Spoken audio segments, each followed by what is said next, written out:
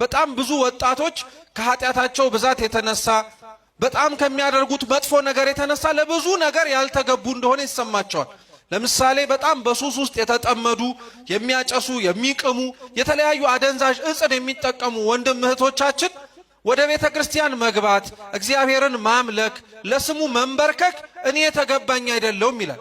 እሺ ይሄ የተገባ ካልሆነ አሁን የምታረገው ነገር ነው የተገባው ታዲያ? እግዚአብሔር የፈጠረህ እንዲህ ሆነህ እንድትኖር ነበረ ግን ታዲያ አይደለም። ሰይጣን ግን ምን ያክል እንደሚሆን ርቀቱንም እንደሚሄድ ተመልከቱት። ሰይጣን ሰውን በጣም አድርጎ የሚፈትነው ክርስቲያኖች ኃጢአት በማሰራት ብቻ አይደለም፣ ተስፋ በማስቆረጥም ጭምር ነው። እስኪ ተስፋ ማስቆረጥ በሉ እንጂ።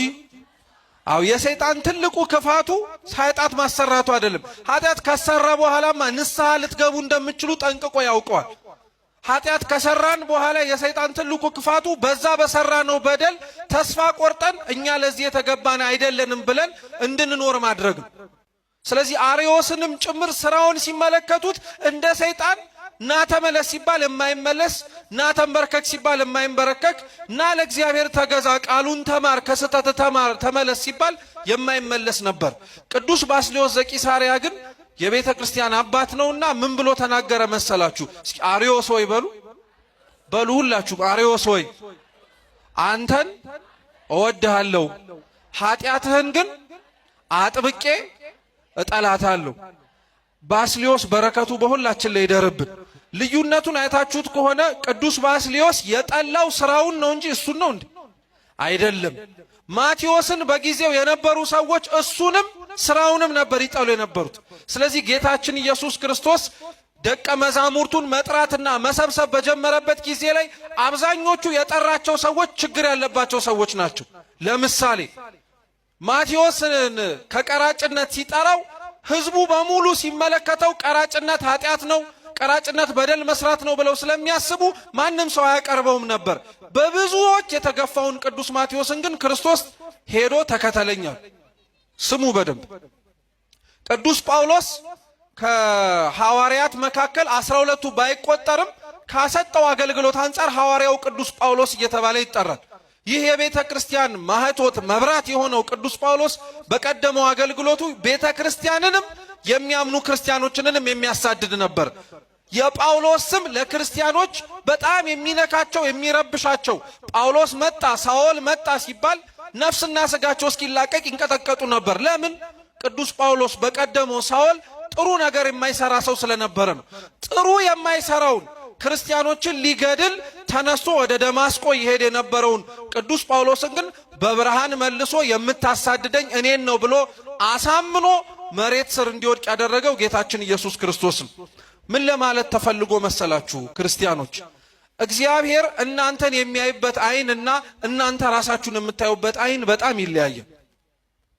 እግዚአብሔር እናንተን የሚያይበትና ሰዎች እናንተን የሚያዩበት አይን በጣም የተለያየ ነው።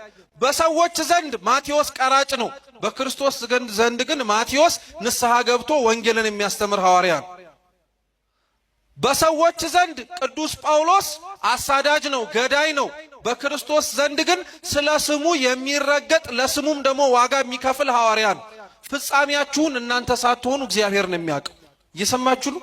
ስለዚህ ክርስቲያን ተስፋ ይቁረጥ የሚባለው ለዚያ ነው። ክርስቲያኖች ዛሬ ላይ ያላችሁ ማንነት፣ ዛሬ ላይ የምንጠላው ብዙ ነገር፣ እኛ ላይ ያለው ነገር በሙሉ ጅማሬው ሊሆን ይችላል እንጂ ፍጻሜው አይደለም። የኃጢአታችን ድምር ውጤት እኛን አይገልጸንም። የኃጢአታችን የተጨመቀው ማንነታችን እኛን አሁን ላይ ያለውን ማንነታችንን ሊናገር ይችላል እንጂ እስከ ፍጻሜው ድረስ እንደዛ ሆናችሁ ትቀጥላላችሁ ማለት አይደለም። ለዛ ነው ብዙ ሰው ተስፋ ይቆርጣል። ዛሬ ላይ ክፉ መስራቱን የሚያው ነገ እኮ ልቡን ከከፈተለት እግዚአብሔር ደግ ሊያሰራው ይችላል አይችልም? ይችላል አይችልም? ማቴዎስን እንደዛ ነው ያደረገው። ክርስቲያኖች ማቴዎስን ተከተለኝ አለው። ቅዱስ ማቴዎስም ቀራጭነቱን ገንዘቡን ከሚያስቀራቅምበት ቦታ ተነሳ። ቤቱም ትልቅ ድግስ ደገሰ። የራሱን የቁም ተዝካር አውጥቶ አብልቶ አጠጥቶ ከዛ በኋላ ቤቱን ንብረቱን ሀብቱን ትቶት ክርስቶስን መከተል ነው የጀመረው። ክርስቶስን የተከተለው ቅዱስ ማቴዎስ ታዲያ የዘላለም ሕይወትን መውረስ እንዴት እንደሚቻል ደግሞ የጠየቀውን የዚህን የባለጸጋውን ታሪክ ከቅዱስ ማርቆስና ከቅዱስ ሉቃስ ውጪ ጽፎ የምናገኘው እሱን ነው። በወንጌሉ ላይ ሲነበብ እንደሰማችሁት አንድ ባለጸጋ ወደ ክርስቶስ ቀርቦ እንዲህ ብሎ ጠየቀዋል። መምህር ሆይ የዘላለም ሕይወትን እንዳገኝ ምን ላደርግ ያስፈልገኛል አለ። እስኪ መምህር ሆይ በሉ።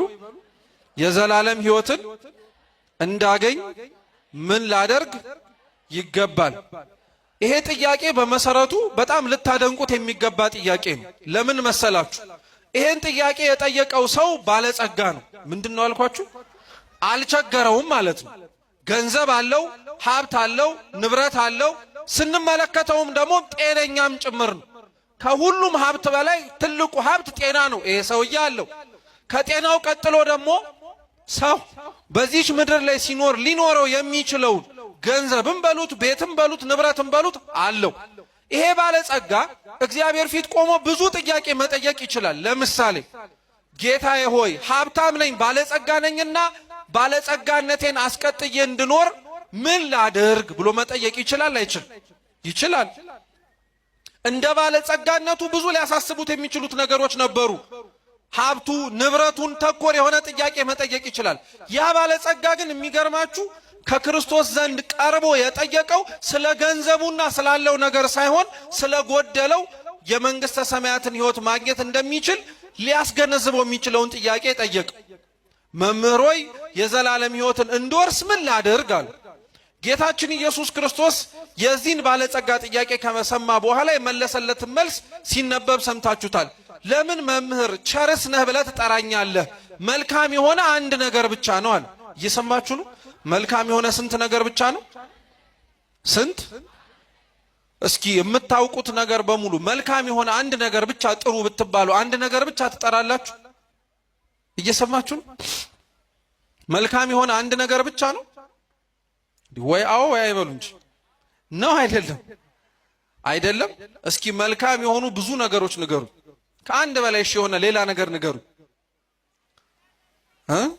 ንስሐ ገብቶ መቁረብ መልካም የሆነ ነገር ነው፣ ጥሩ ነው። አዎ ሰው ንስሐ ገብቶ ቁርባን የሚቀበለው ግን በማን ማመን ሲጀምር ነው? መጀመሪያ አዎ ሁሉም ነገር መልካም የሆነው ነገር በሙሉ ሲጠቃለል ክርስቲያኖች እግዚአብሔር ነው፣ ሌላ ምንም ነገር የለም።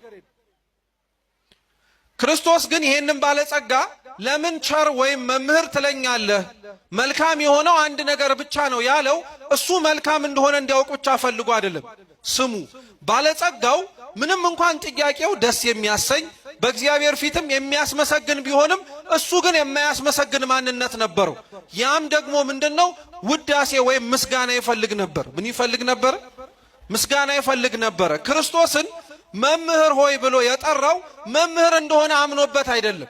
ይሄ ሰውዬ ባለጸጋ ስለሆነ እሱንም አንተ ባለጸጋ ብሎ ባለሀብት እንደሆነ ለሌላው ለሚሰማው ሰው በሙሉ እንዲመሰክርለት ስለፈለገ። እንደዚህ አይነት ጸባይ ያለን ሰዎች አለን። በነገራችን ላይ ለእግዚአብሔር ይሁን ለቤተ ክርስቲያን የሆነ ነገር አድርገን ካልተነገረልን እንዳላደረግን፣ ካልተዘመረልን እንዳልሰራን የሚመስለን ሰዎች አለን።